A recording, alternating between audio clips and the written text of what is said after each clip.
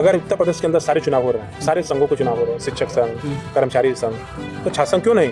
और छात्र संघ तो छात्रों का अधिकार है। आखिर 10,000 छात्र अपनी किसी छात्र को समस्या कोई होगी तो 10,000 छात्र अगर कुलपति के घर चला जाएगा, कुलपति अपने घर छोड़ के हम लोग भी तो विश्वविद्यालय में गए, पढ़ने गए, और हम लोग का भी सपना था कि हम लोग देश की सेवा में जाएँ, और हम लोग IAS IPS बनना चाहते थे, पढ़ाई अच्छी कर रहे थे। लेकिन विश्वविद्यालय में जब ऐसे ही समस्याएं हम लोग देखते थे, एक जागरूक छात्र होने की हैसियत से हम लोग अपनी समस्याओं को लेकर कुलपति से, चीफ रेक्टर और DFW से मांग करते थे, और मांग करने का ये दौर चलता रहा। इसी दौर में हम कब छात्र से छात्र नेता हो गए।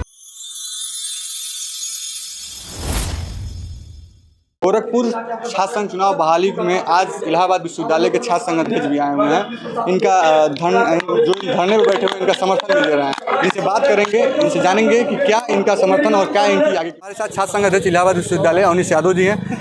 अभी आप छात्रों से मुलाकात किए जो धरना स्थल पर थे, उनको क्या आपने संदेश दिया? देखिए, हम लोग छात्र नेताओं से मिलकर उनको समर्थन दिए। छात्र संघ के चुनाव इस उत्तर प्रदेश के अंदर और देश के अंदर होते रहे, आज़ादी के पहले भी और आज़ादी के बाद भी। आखिर भारतीय जनता पार्टी की सरकार ने छात्र संघ चुनाव पर रोक क्यों लगाई? ये उत्तर प्रदेश के मुख्यमंत्री जी जब बसपा की सरकार में छात्र संघ चुनाव के लिए जब आंदोलन होते थे तो उसमें समर्थन देने जाते थे, और आज आपकी सरकार है और आप छात्र संघ चुनाव नहीं करा रहे हैं, यह हास्यास्पद है। इसलिए हम लोग सरकार से मांग करते हैं कि छात्र संघ चुनाव होनी चाहिए। अगर उत्तर प्रदेश के अंदर सारे चुनाव हो रहे हैं, सारे संघों के चुनाव हो रहे हैं, शिक्षक संघ, कर्मचारी संघ, तो छात्र संघ क्यों नहीं? और छात्र संघ तो छात्रों का अधिकार है। आखिर 10,000 छात्र अपनी किसी छात्र को समस्या कोई होगी तो 10,000 छात्र अगर कुलपति के घर चला जाएगा, कुलपति अपना घर छोड़कर भाग जाएंगे। इसलिए उनका एक रिप्रेजेंटेटिव होता है, जो रिप्रेजेंटेटिव उनकी समस्या को लेकर जाकर उनसे कहता है। अगर आप रिप्रेजेंटेशन ही खत्म कर देंगी तो फिर छात्रों के आंदोलन को कहेंगे छात्र गुंडा है, 5,000 छात्र अगर उनके घर पहुँच जाएगा कहीं गुंडा है।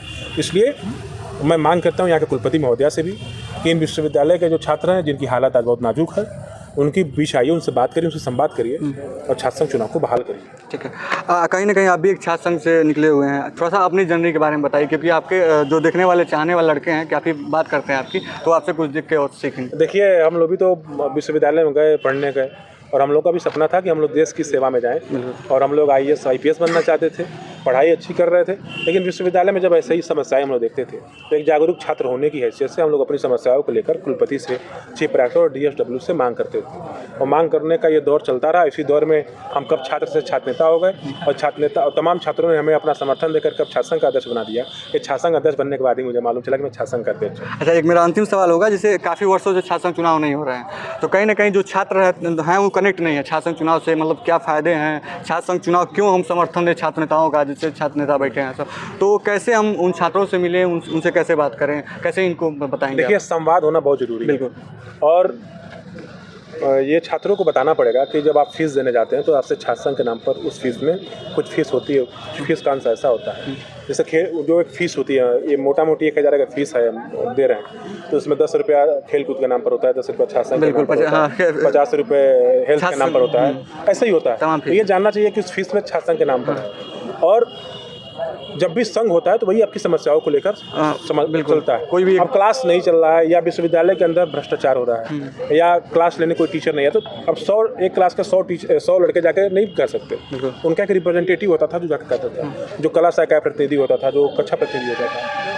तो जब हर लोगों का संघ है तो छात्र संघ होना चाहिए, और छात्र संघ एक ऐसी पौध है जो छात्रों की लड़ाई को बड़ी ईमानदारीता के साथ लड़ता है। और पूरे हिंदुस्तान की राजनीति में मैं तो यही कहूँगा, अब तक के राजनीति में हमने किसी छात्र नेता के ऊपर भ्रष्टाचार और घोटाले के आरोप में कोई छात्र नेता जेल नहीं गया है। भ्रष्टाचार और घोटाले के आरोप में हमेशा उद्योगपतियों के लड़के जो राजनीति कर रहे हैं वो जेल गए हैं, या बड़े परिवारों से आने वाले जो लोग हैं वो जेल गए हैं। छात्र नेता ईमानदारिता के साथ लोगों की मदद करता है, और वो चूँकि बचपन से गरीबी देकर आया होता है, इसलिए वो कैसे गरीबों का उत्थान हो और कैसे किसानों का उत्थान हो, नौजवानों का उत्थान हो, उस पर काम करता है। इसलिए इस देश के अंदर, इस देश को बदलने के लिए, इस देश के अंदर लोकतंत्र को जीवित करने के लिए छात्र संघ का चुनाव होना बहुत जरूरी है। और जब अंग्रेजों की हुकूमत में छात्र संघ के चुनाव होते थे तो फिर आज़ादी के बाद छात्र संघ के चुनाव क्यों नहीं हो रहा है? आखिर सरकार को किससे डर है?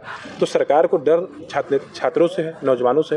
ये जानते हैं कि जो छात्र संघ रहेगा तो एक लड़का आएगा तो 40,000 50,000 छात्रों का रिप्रेजेंटेटिव बन के आएगा, तो उसकी बात हमको माननी पड़ेगी। जब छात्र संघ नहीं रहेगा तो मैं नहीं। मतलब कहीं ना कहीं आरोप है कि ये जो शासन चुनाव नहीं हो रहा है, कहीं ना कहीं शासन का ही इस पे। अरे ये साफ साफ सरकार नहीं चाह रही है कि छात्र संघ चुनाव हो। जान नहीं कि छात्र संघ का चुनाव होगा तो छात्र बात करते हैं कुलपति से तो स्पष्ट नहीं करती है कि कौन रोक ला रहा है, ये खुद बात करती है कि मैं बात करूंगी, मतलब स्पष्ट नहीं हो पाता इसी विश्वविद्यालय में बात। देखिए, कुलपति महोदया किसी के सिफारिश से आई होंगी, इसलिए सारी बात नहीं कर पा रही हूँ। बाकी हम लोग को जितना मालूम है और जितना विश्वविद्यालय के जो नियम कानून है, जो विश्वविद्यालय का जियो, इसमें हम लोग इतना जानते हैं कि कुलपति को अपना विशेषाधिकार है, वो सारे निर्णय अपने स्वयं ले सकते हैं, उसमें सरकार का कोई हस्तक्षेप नहीं है और कुलपति जो चाहे करा ले।